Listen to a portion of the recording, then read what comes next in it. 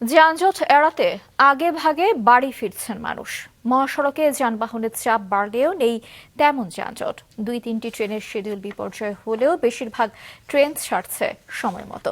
এদিকে সড়ক এবং পরিবহন মন্ত্রী জানিয়েছেন, ট্রেনের শিডিউল বিপর্যয় রোধ সহ দুর্ঘটনা এড়াতে বিশেষ ব্যবস্থা নেওয়া হয়েছে।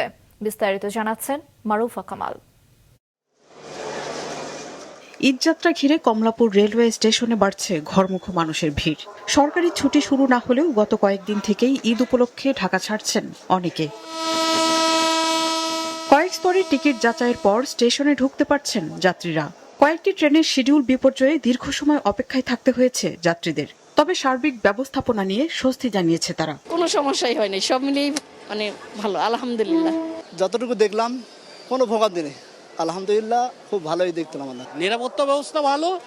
এখন ট্রেনের যে কি অবস্থা, এমনি শিডিউলের যে অবস্থাটা। সকালে কমলাপুর রেল স্টেশনে ঈদযাত্রার সার্বিক পরিস্থিতি পরিদর্শন করেন রেলমন্ত্রী। খোঁজ নেন যাত্রীদের ঈদযাত্রার। জানান, ঈদযাত্রা নির্বিঘ্ন করতে সব ধরনের চেষ্টা করছে সরকার। যে সমস্ত জায়গায় ঝুঁকি আছে, দুর্ঘটনা ঘটতে পারে, ডিরেল হয়ে যেতে পারে, সেই সব জায়গা চিহ্নিত করে এবার আমরা বিশেষ ব্যবস্থা ঈদের আগে নিয়েছি।